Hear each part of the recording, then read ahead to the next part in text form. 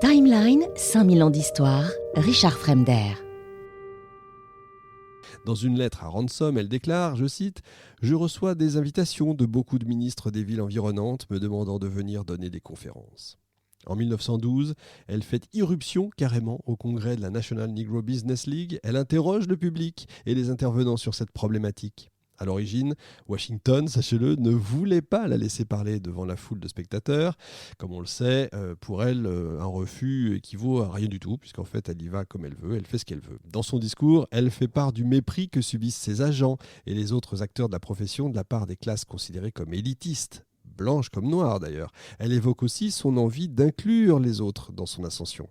Je cite toujours, « Maintenant, mon but dans la vie n'est pas seulement de gagner de l'argent pour moi-même ou de le dépenser pour m'habiller ou courir dans une automobile, mais j'aime utiliser une partie de ce que je gagne pour essayer d'aider les autres. » Pendant ce congrès, elle se fait de nombreux amis puissants qui la propulsent davantage dans le monde de la célébrité. Elle fait connaissance avec plusieurs des personnalités les plus notables de la ville et à travers eux, elle s'investit dans les problèmes sociaux auxquels est confrontée la population noire. La construction du Colored YMCA Building au centre-ville d'Indianapolis est un exemple frappant. À cette époque, le cœur de la communauté noire d'Indianapolis regorge de lieux peu fréquentables pour les jeunes hommes. Les salles de jeu, les saloons, les salles de billard, etc., etc. À première vue, ces lieux sont des espaces de rassemblement social le long de l'avenue Indiana. Mais aux yeux de la société, ils renforcent surtout les stéréotypes selon lesquels les Noirs sont moralement dépravés. George Knox, soutenu par la majorité de la classe moyenne et de l'élite de la ville, dirige la construction du Colored YMCA pour la population jeune. Utilisant son journal, l'Indianapolis Freeman, pour faire connaître ce projet au public, Knox appelle la communauté noire à l'action. Dans un article paru dans le journal, il insiste sur le fait que, je cite, « l'ensemble de la population noire mette de côté les jalousies mesquines, les ambitions mesquines, les exagérations personnelles et toutes les pensées égoïstes afin que nous puissions mettre nos épaules ensemble et nos mains à la roue du progrès pour apporter à cette ville quelque chose qui est tant désiré et nécessaire. » Mais les fonds sont insuffisants, malgré les efforts des habitants du quartier. Et Madame C.J. Walker, qui entend parler de ce projet directement auprès de George Knox, souhaite participer, elle aussi, à la mise en place de ce nouveau lieu, et donc elle fait un don. Cependant, Walker se rend compte qu'à mesure que ses agents et sa compagnie deviennent davantage connus, les critiques à l'égard de son commerce se font de plus en plus fréquentes. La principale à laquelle elle fait face et à laquelle fait face l'industrie de la beauté noire est la promotion des techniques de lissage et l'intériorisation des femmes noires. Les détracteurs accusent Walker d'adopter la norme de beauté blanche. L'Église noire même désapprouve particulièrement cette industrie. Selon elle, le monde de l'esthétique superficielle mine le concept de fierté noire. Ça rigole pas, hein.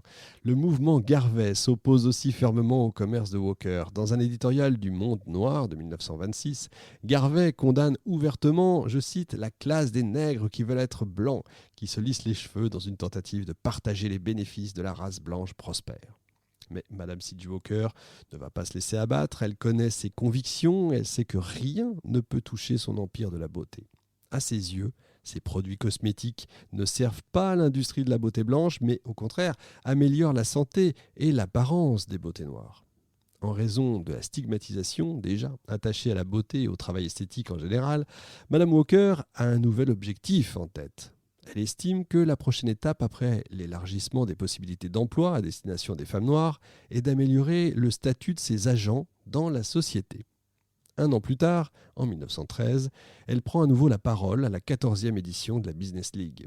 Stratège et intelligente, elle ne tente pas de répondre aux critiques. Mieux, elle met en avant sa réussite et celle de ses employés. Elle décrit ses méthodes utilisées pour réussir dans le monde des affaires en tant que, justement, femme afro-américaine, ainsi que sur ce que sa réussite signifiait pour ses employés. Je cite, « J'ai permis à de nombreuses femmes de couleur d'abandonner les blanchisseries pour une occupation plus agréable et plus profitable. Les filles et les femmes noires ne doivent pas avoir peur de s'emparer des affaires. » Madame Walker encourage sans cesse les femmes afro-descendantes à être actives, à prendre des décisions concernant leur avenir.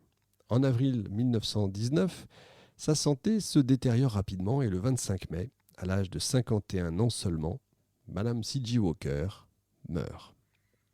Au cours des 15 courtes années, finalement, qui ont suivi l'arrivée de Madame C.J. Walker à Denver jusqu'à sa mort à Villa Levaro, la pionnière de l'industrie de la beauté a apporté de nombreuses contributions importantes à l'élévation des personnes noires aux États-Unis.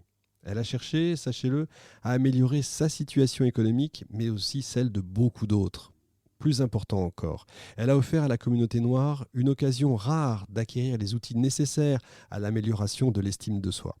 Grâce à des possibilités d'éducation et à de meilleures conditions de travail dans une entreprise noire exploitée par des noirs, les employés et les agents de la Walker Beauty Company pouvaient construire une vie stable et participer à la vie de leur communauté.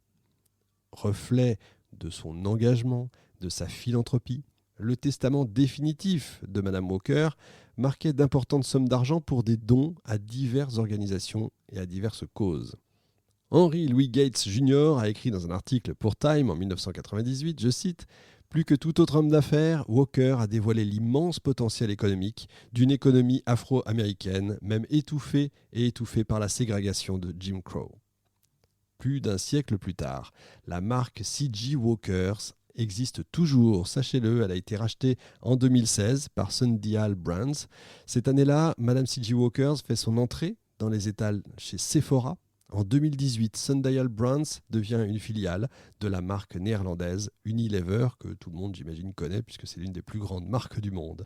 Voilà l'histoire de cette femme au destin extraordinaire, Madame C.J. Walker, donc partie de rien, qui construit un des plus vastes empires de la cosmétique noire. Si cette émission vous a plu, et j'espère qu'elle vous a plu, eh bien je vous conseille de regarder la série Netflix, inspirée de la vie de Madame C.J. Walker, inspirée du livre en fait que j'ai cité, de son arrière petite-fille, évidemment, hein, beaucoup inspiré même de ça. Donc imaginez que c'est quand même aussi beaucoup romancé malgré tout, en tout cas beaucoup enjolivé, mais ça correspond en gros à tout ce que je viens de vous raconter. Sachez aussi qu'il n'existe aucun, mais vraiment, je dis aucun livre en français sur l'histoire de Madame C.J. Walker.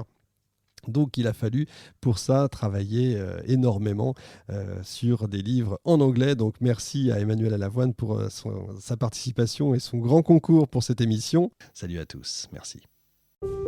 Timeline, 5000 ans d'histoire, Richard Fremder.